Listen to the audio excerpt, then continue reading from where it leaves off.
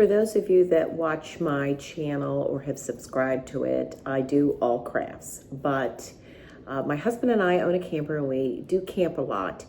And I did come up with a great idea that I wanted to share with RV people. So please accept my apology for the gals or guys that are coming on to look at my crafts and just go right by the RV YouTube that I'm about to do, because it doesn't really coordinate with what I normally do. But I really wanted to show the RV people out there how to cover their skylight in their camper. And for those of you that are looking to cover the skylight, hold on, because in a few minutes, you're gonna be covering your skylight. So this is what I would call a skylight nightmare. It's nothing but a huge spotlight that comes down in your camper. Of course, in the summer, it's way too hot. Maybe in the winter, it's okay. But then when you have guests coming to spend the night and they're in your living area, this thing is blazing by 5 o'clock in the morning, the light's coming in. So they do have some very expensive things that you can buy that you screw in here and no woman can do it. And then it has a little thing that goes across. And I did see some other little ways of taping it or Velcroing with tape. And I guarantee you, I'm from Florida, that tape ends up, when I came to pick my camper up from being in storage, it just had this long string of Velcro and glue, no matter Gorilla Glue, no matter what it was, it didn't hold. So I'm going to show you the easiest, most inexpensive way anybody can do it, including me. And what we're going to do is we're going to cover this with this square silver insulation, and I'm going to show you how to do that in just seconds. Well, maybe not seconds, minutes. First thing you're going to do is you're going to take a screwdriver that fits in the hole, because it's a special screwdriver, at least in my camper.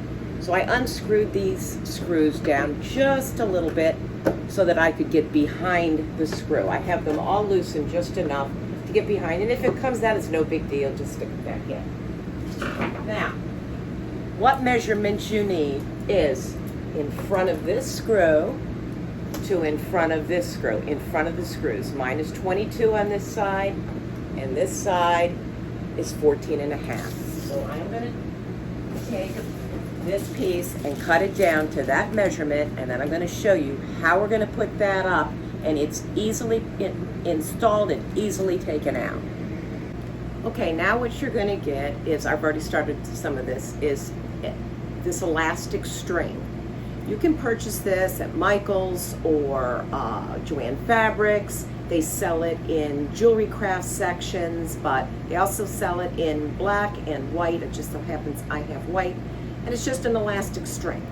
You're going to tie a little loop on it, like that. Then you're going to take the loop and you're going to hook it around one of the screws that you just lowered. Then you're going to measure, I've done some of this already, you're going to measure how far you want the stretch to go across. So I've already done that, and I've already done this little loop, and I stick the loop over the loose screw right there. I'll cut this piece off later. I've already attached this one on this side, on this corner, and I'm going to take the little loop on the other side and put it across. And now I have an X up here.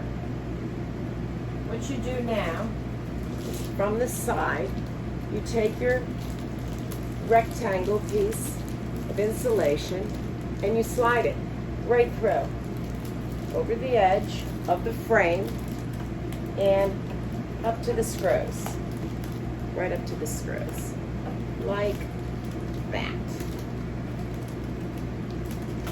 There, just like that. And it's done. It's just done. You don't have to fool around with all this stuff you order and have to install. Now, as you see, it does hang a little bit right here. And in the beginning, I said undo all the screws. So this would be an option for you to take a piece of elastic and run it from here across to the other side. But when you do that, you're blocking up the area to get this in and out, and it's more difficult. So I would recommend the X for temporary, and if you want it permanent, which I leave mine permanent. I live in Florida. I don't want this heat in here. I will end up putting these pieces across. And I've also done it in my shower, and in the shower, and I'll also show you that. Here's my shower, and here's what I've done in the shower. I've done the X with the pieces that go across to hold up the edges. As you see, I ran out of the white and I've used black.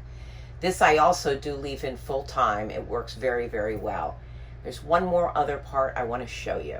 This is the part that if you want to have your door also covered. Now, I have a new fifth wheel, and I just realized when I'm trying to cover some of this, this model doesn't have any screws around the edge at all. So this is going to be a real treat to try to figure out how to cover that without any tape or glue or Velcro or all of the above. But I do want to mention, if you do have screws on yours, my son came up with a great idea. Of course, I thought my idea was great with using the elastic, but he thought his idea was better. Well, maybe it was. What he did was, he took this and he cut out a little circle, the same exact size of a little magnet that he got. He didn't put it all the way through. If you see, there's like a lining in between there.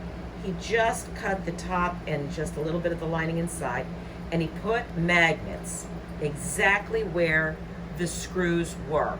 And he glued those magnets in, and then he just stuck the cover up right over the screws, and the magnets held. So that's an idea. If you have screws in your door, you can use the elastic or magnets on that.